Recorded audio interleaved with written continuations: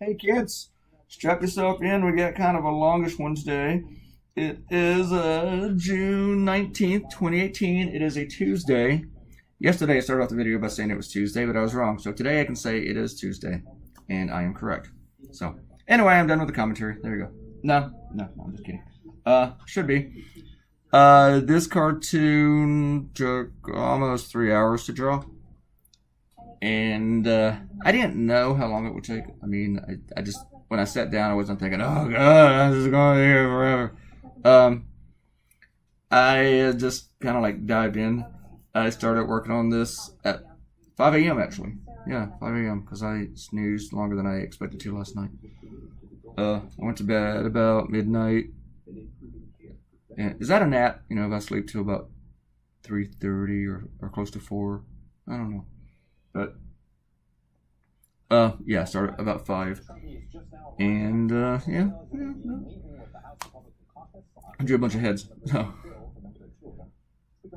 But I had a couple of different ideas for the image of this. I thought about doing the photo of the little girl, like in the desert with her mom, where she's crying and her mom being frisked. But I didn't think that one would play out as well, you know, visually in a cartoon.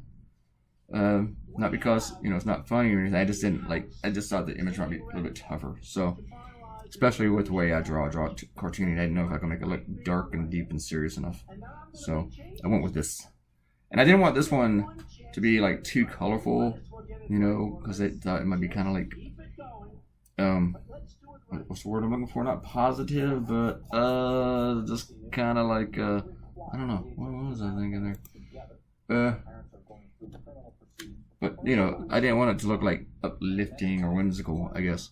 So I wanted it to keep it kind of dark. Excuse that noise. Stick on the mouse so I can move my mouse around on this.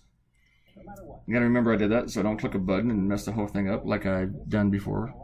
Which I'm very well known for doing.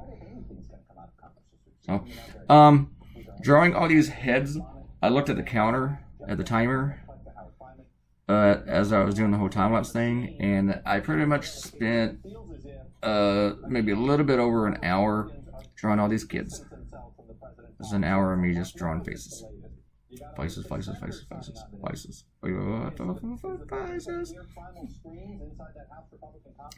Sorry, can you hear Chuck Todd in the background? At least it's not Chris Matthews. Chris Matthews. But yeah, this is a stupid policy. It's a racist policy. I've done 3 cartoons on this subject over the past 2 weeks, or a week and a half even. And I was going to do something on the FBI. And I'm thinking, man, my editor is going to get tired of me hitting Trump so much, but also just this one issue. But this was the biggest thing talked about yesterday, and I felt like I would be neglecting it. I felt like it was important to do it, even if it doesn't make everyone happy who buys my cartoons or subscribes. We'll see. We'll find out. People say, we don't want to run your cartoons anymore. We'll find out. Thankfully, that has not happened today so far. You never know when that will happen. I've gotten cancellation notices on a Saturday before. It's weird. I'm like, you should wait till Monday to cancel. You're supposed to be at home. People. But this looks like a lot of work, and it is, but I don't really mind it that much sometimes. And I've said this before, and I'm quoting other cartoonists. It's not just me, but other cartoonists say, you know, the 2 things cartoonists hate the most. It's drawing crowds and grass. And I really hate the grass one. That one's true for me. Crowds, not so much. I don't mind it sometimes. Can be work. But it's not as bad as lettering a lot when you get a lot of letters. Today didn't have that much. I just had MAGA and border control. MAGA. Some people are still figuring out what MAGA means, but by the time this is over, they're all gonna know what MAGA means. MAGA. It means something terrible, horrible. And the funny thing is how much this administration lies about this. They keep saying we didn't create this policy when they created the policy. It's their policy. Kirstjen Nielsen, the director of Homeland Security, lied about, you know, the whole policy stuff, and then she said it was offensive for the media to insinuate or accuse her of creating the policy.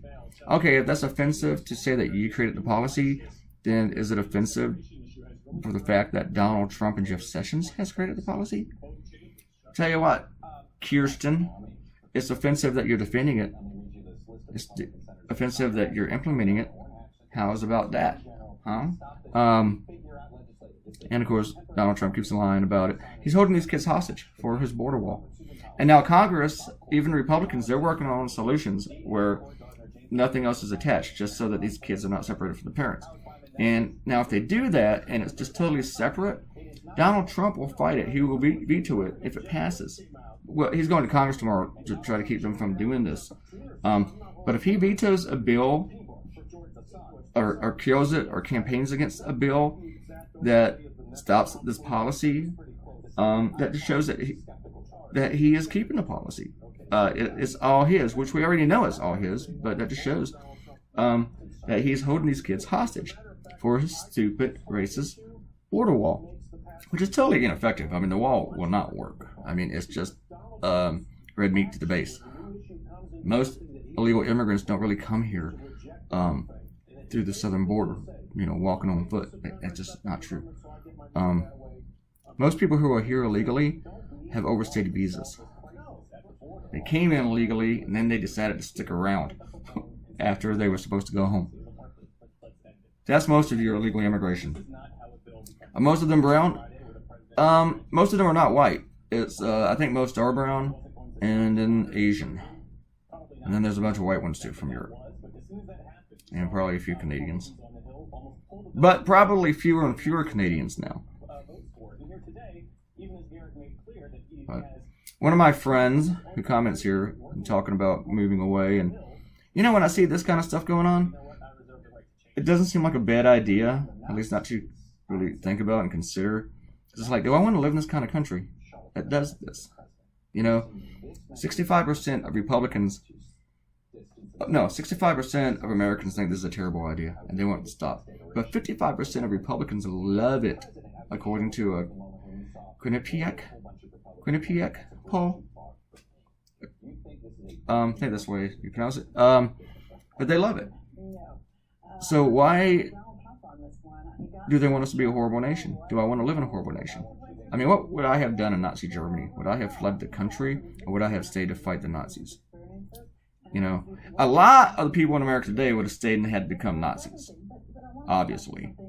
But I'm pretty sure, being that I'm opposing Trump now, that I would have opposed the Nazis. But what would I have done? Would I have stayed there to fight them, or would I have left the country?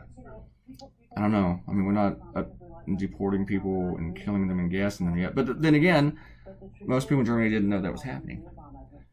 So, I don't know. Hell, most people in Europe and the United States didn't know that was happening. So what would I do? I feel like right now I need to stay and fight. Until they come to take me away, haha. If you know that song. So, alright, we don't have many shoutouts today, because no one loves me today. Nobody liked the last cartoon. Actually, the last cartoon did really, really well. Let me go look at that. The last cartoon was on the Trump Foundation, where I drew that big Trump check. That stupid looking Trump checky thingy. And we're going to go see how many shares it has on social media. Within the first hour, it had over 100. So I thought, yay me, I'm awesome. And right now it has 489. So that is pretty cool. And actually, I'm just kind of curious what happened with Pimps and Wizards. Pimps and Wizards cartoon took off the day after, so that's pretty cool. Pimps and Wizards not that great. Stop shouting, people. But this MAGA cartoon, it's not taking off as much as the Czech one, which is kind of weird because I thought this one would be bigger. But it has 152 shares, so that's not too bad. Not too shabby. So there you go. So we're at 10 minutes. We got like 7 left. I guess it's time to do the shout-outs. Even though there's not that many shout-outs, this will take a second to take more time. I'm going to turn this TV down a little bit. Oh, wait. How Trump say moments ago? So, the system has been broken for many years. The immigration system, it's been a really bad system, probably the worst anywhere in the world. We're going to try and see if we can fix it. Thank you very much. Mr. President, you going to shut down the government over the wall? Yeah, shut down the government over the wall. That's another thing that's funny to me, is that he's wanting to shut down the government over a broken campaign promise. He promised Mexico would pay for the wall, and now he's saying you should pay for the wall. And if he doesn't get the money for it, he will shut down the government. But it's his broken campaign promise. And here's the thing: to fix this whole MAGA thing, he wants the wall. He wants the wall and a bunch of other crap. But and he's holding the kids hostage. And when you see these videos of the kids crying and everything, he will put the onus on Democrats to give him money for the wall. But you know what? I am steadfast against giving him 1 red cent for this wall. Because it's his stupid promise. It's his promise. It's not my promise. It's not your promise. It's not the Democrats' promise. He wants to break this promise. Let him break it. Let him own it. I don't need to help him break this promise. I don't want to put any money toward that wall to help him break this promise. The Democrats should not help him break this promise. Because it's his promise. If he betrays the people who voted for him, let him do it on his own. Let him do it with Republicans. Democrats, don't give him a cent. And I know that you feel like, it's about compromise. It is about compromise. But it's not about wasting money, putting it where it doesn't work, and breaking a promise that is not yours. For a stupid policy. Especially for a racist policy. I mean, would you have compromised with Hitler and say, okay, we'll let you deport some Jews if we can get some funding for this? No, screw that. Don't give him 1 cent for this stupid policy. Okay? If you're a Democratic legislator out there, listen to me. Don't give him a nickel. Don't give him a penny. Don't give him nothing. Okay? Don't give him nothing but a middle finger. Alright. Shout outs now. That little rant's over. Akenta commented, and she talked about how she looked for the cartoon I did with Kim Jong-un and Elton John, and that she couldn't find it because my blog did not go back that far. Yes, it does, and I posted a link to it. My blog goes back to when I started self-syndicating, which I think was 2013 or 2014, I'm not sure. So, it goes back to the very first cartoon that I started when I started selling myself. That sounded kind of dirty, but yeah. And then I posted a link to it, so good for me. And she said that she was disappointed that I didn't make Trump's signature look more realistic. I agree with you. I think I should have too, but after I did it, I didn't want to touch it. So because I still kind of like the way it came out, but I should have made it just a tad more realistic. And Robert Coutinho was glad that I changed the line from shenanigans on the check to skullduggery. I was trying to even find something better than that, but I knew that I could not put fuckery on the check. So that was really the word I wanted to use. I just thought saying fuckery would be funny. And Erin Kennedy Doc came in to comment, and I made her granddaughter smile. I guess I need to say her name again. Jasmine. I'm glad you smiled. Now that there's like a minor reading some of these, I can't do these just straight from the shower anymore in a towel. I have to put clothes on because I'm just not that kind of person. So, and that's the only comments I have. There's a couple of you who I'm thinking about who did not comment. Oh, you know what? I do need to throw out a shout out to Quana for commenting on the video before this. She came in late, So there's Quana shout out. I'm not going to talk about what Quana talked about because it seems a little bit self-serving for me. And stuff. So I'll talk about it next time if she ever comments again. All right, we got like 3 more minutes left. Thank God. What else can I say about this issue? This is Trump's issue. He can stop it. He can stop it right now. And he's holding these kids for hostage. And it needs to be pointed out again and again and again that this is his policy. That he's lying about it. He owns it. It belongs to him. It belongs to all these shit weasels. It's theirs. See about anything on my blog I should mention about from this? But the New York Times editorial board headline, the editorial, says, ask, when did Cajun kids become the art of the deal? I like that. I like it very much. But if you saw those videos and heard the audio of the children crying, that was just heartbreaking. That was just tearing me apart. Laura Bush wrote a really good editorial on this also. And really, every first lady has come out against it. Even Melania, though Melania has not shifted any blame toward Donald. I think she should stand up and yell at him.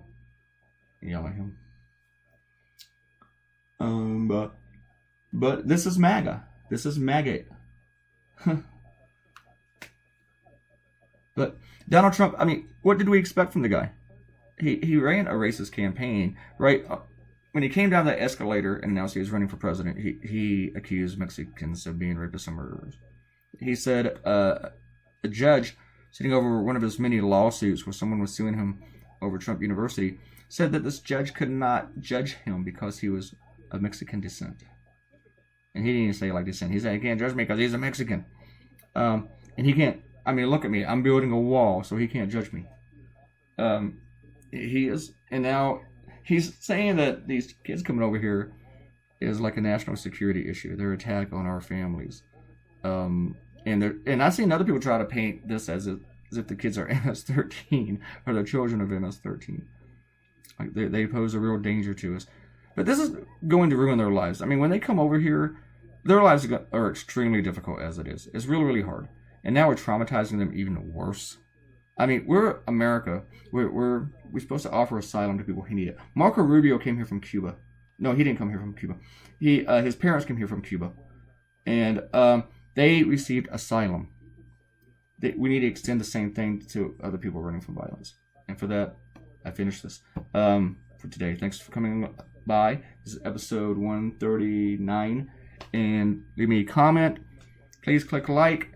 Share this on social media. Go share the original cartoon. And go read the blog. And thank you. See you tomorrow.